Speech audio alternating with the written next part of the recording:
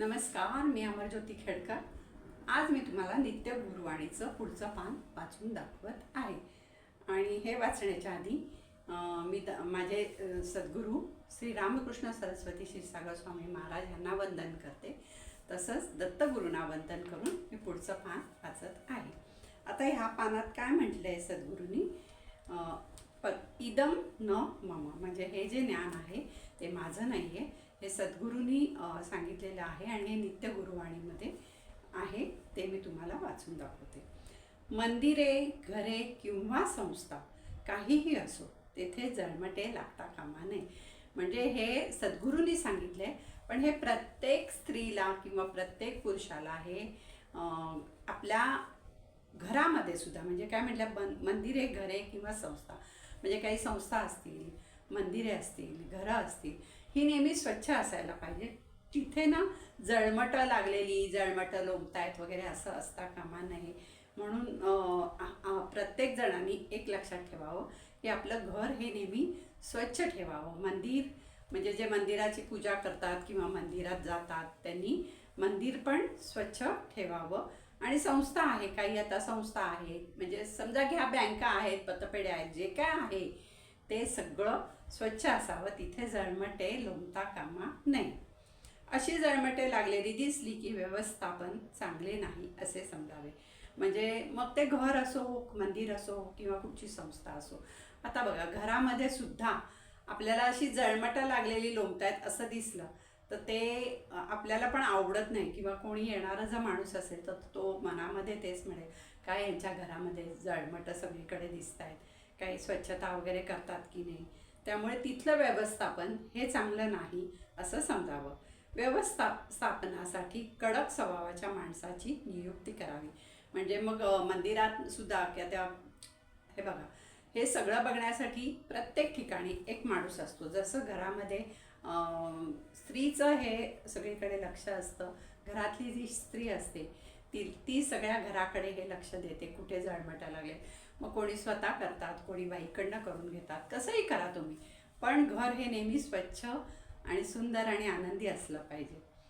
तर अशा व्यवस्थापनासाठी कडक स्वभावाच्या माणसाची नियुक्ती करावी। कडक स्वभाव म्हणजे का असं म्हटलेलं आहे की त्यांनी म्हणजे इतके कडक असावे की त्यांना घाबरून जे काम करणारी लोक आहेत त्यांनी सगळं स्वच्छता ठेवली पाहिजे। जाऊ दे ना, आज नको, उद्या बघू, उद्या नको, परवा बघू, असं नाही केलं पाहिजे। म्हणून कडक स्वभावाच्या माणसाची नियुक्ती करावी।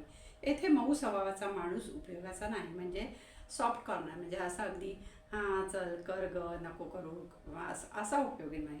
तर तिथे कडक स्वभावाचा माणूसच उपयोगी पडतो, स्वभावाचा माणूस उपयोगी नाही। व्यवस्थापन असं असावं की जर सुई पडली तरी तिचा आवाज तेवढ्याच वातावरणात राहावा।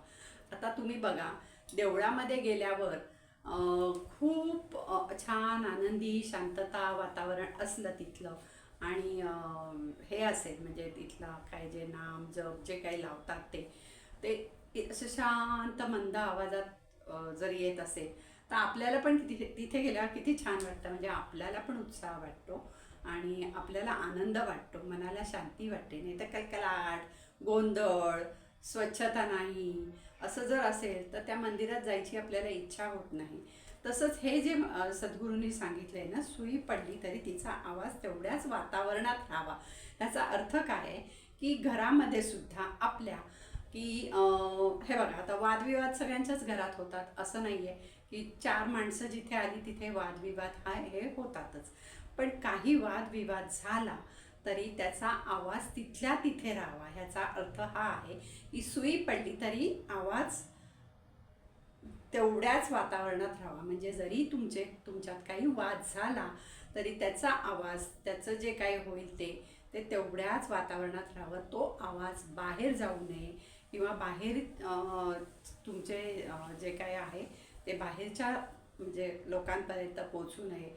त्याचा आवाज हा घरच्या घरातच राहावा, किंवा मंदिरात इतकी शांतता असावी की काही सुई पडली तरी त्याचा आवाज तिथल्या तिथे राहावा, बाहेर येऊ नये। संस्थेविषयी निष्ठा असावी, म्हणजे जे काही संस्था असेल, घर असेल तर घराविषयी पण प्रेम निष्ठा असावी, मंदिर असेल तर मंदिराविषयी असावी, किंवा जिथे आपण काम करतो त्या कामाविषयी पण आपल्याला निष्ठा असावी.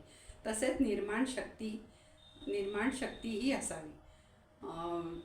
तरच संस्था समाजाला उपयोगी पडतील. म्हणजे तिथे काही नवीन निर्माण करायची शक्तीही असावी, तरच ती संस्था समाजाला उपयोगी पडतील व दीर्घकाळपर्यंत टिकतील. यासाठी निर्माल्याची सुद्धा अपेक्षा न धरणाऱ्या व काम चोख बजावणाऱ्या ट्रस्टची नियुक्ती असावी. म्हणजे कुठचीही अपेक्षा न करता त्यांना जे काही मानधन देत असतील त्या मानधनात त्यांनी चोख काम बजावलं पाहिजे. अशी जी लोक आहेत ह्यांच्या ट्रस्टची नियुक्ती म्हणजे निवड करावी. म्हणजे इथे स्वच्छता पण राहील, सुई पडली तरी तो आवाज तिथल्या तिथे घुमेल आणि शांतता राहील आणि कडक व्यवस्थापन असेल की सगळं सुरळीत होतं, कुठेही वेडं-वाकडं काही होत नाही.